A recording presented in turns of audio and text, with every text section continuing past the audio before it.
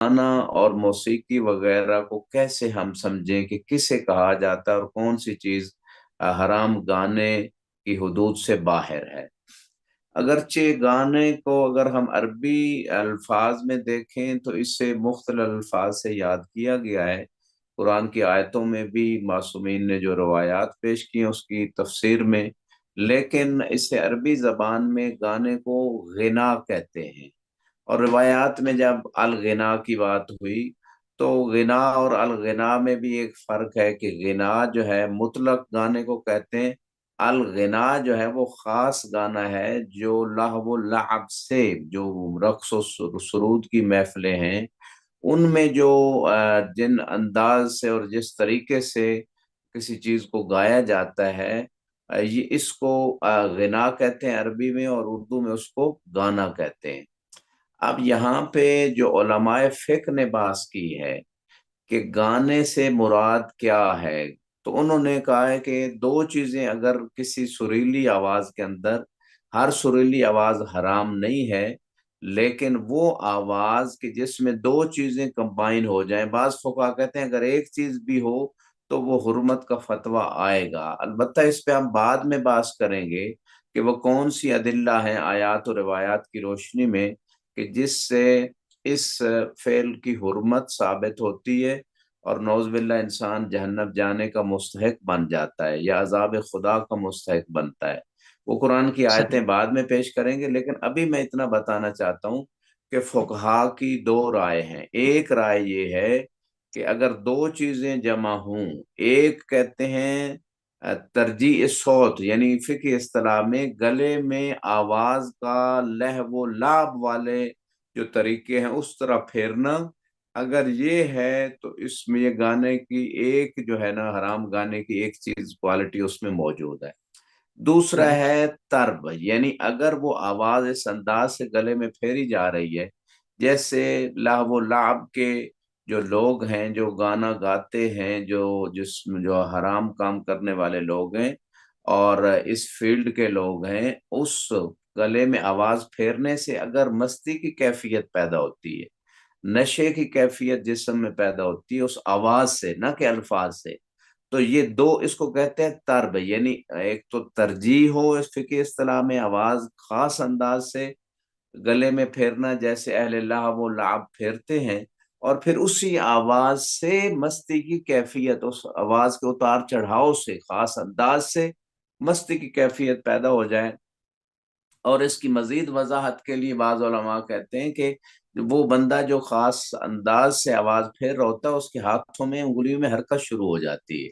और बाजों का सही। सुनने वाले का भी उसके ऊपर भी यही हैजान और यही मस्ती की कैफियत, और इससे मुमकिन है वो बाज़ औक़ात उसके आगे दाद भी दे रहा होता है। तो ये दो चीजें अगर जमा हो जाएं तो हराम है। बाज़ उलमा का फतवा है तो इनमें से अगर एक चीज है तो ये फिर हराम नहीं है। दूसरा जो फतवा है मशहूर है वो ये है कि दोनों में से एक चीज भी हो, चाहे उससे उस आवाज से खास अंदाज से जो उसने गले में फेरी है, फकत यही चीज है जो लहव लाभ से मुशाबे है, जो गाने हराम गाए जाते हैं उनसे मुशाबे है वो आवाज फेरना, तो ये जो है इसको गिना कहेंगे, ये हराम गाना है। और दूसरी चीज अगर उसने आवाज को नहीं फेरा, फकत उसकी आवाज जो है उससे मस्ती की कैफियत पैदा हो गई, इंसान की अक्ल जो है ना वैसे काम कर नहीं रही जैसे हम नेचुरल हालत में करती है, तो इसको भी हम हराम की सिन्फ में ले जाएंगे, यानी ये हराम गाना होगा। और इस हवाले से अगर यूं कहा जाए कि बहुत सारे लोग बाज़ औक़ात फर्क नहीं कर पाते, तो कैसे पता चले कि ये चीज जो है ना लाभ लाभ से मिलती है या नहीं मिलती। खुद गाने वाले को, जो इस फील्ड का, अपने फील्ड का माहिर होता है, उसको पता होता है कि ये मेरा फेरना, ये गले में आवाज का फेरना ये लाभ लाभ से मिलता है। और बाजुकात वो उसकी तर्ज ही उन लाभ लाभ के वो जो अंदाज है उससे लेके वो बना रहा होता है। तो बारकफ सही। मुख्तसर ये कहूंगा कि गाने की हुर्मत पे इत्तेफाक है उलमा का, सुन्नी शिया उलमा का भी इत्तेफाक है, वो तमाम उम्मत मुस्लिमा का इत्तेफाक है। लेकिन गाना कौन सा, मिली नगमा मिसाल के तौर पे कोई पढ़ रहा है کوئی نعت پڑھ رہا ہے، کوئی اور اچھی چیز پیش کر رہا ہے، تو وہ حرام نہیں ہوگی اگر اس میں یہ چیزیں نہیں ہوں گی، یعنی دونوں میں سے ایک بھی نہیں ہوگی، خاص انداز سے گلے میں آواز کو پھیرنا اور اس آواز کی اس کیفیت خاصہ سے جو ہے مستی کی کیفیت پیدا ہونا ہے، ان دونوں میں سے اگر کوئی بھی نہیں ہے تو وہ حرام نہیں ہے، ورنہ حرام ہے۔ باقی رہا موسیقی کا سوال،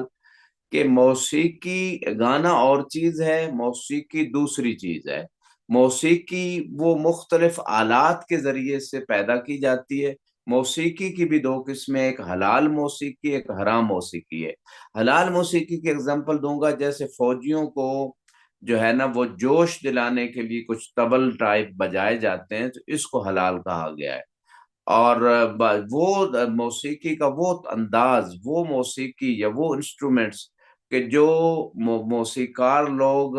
اہل موسیقہ لوگ جو ہے نا اپنے لہو و لعب اور لوگوں کو نشہ دینے کے لیے، ان کی فکروں، ان کے اندر ہیجان پیدا کرنے کے لیے، ان کے اندر غلط چیزوں کو پرموٹ کرنے کے لیے، خیالات کو، تو جو موسیقی اور یہ چیزیں استعمال ہوتی ہیں تو اس قسم کی موسیقی حرام ہے۔ یعنی خلاصہ یہ نکلا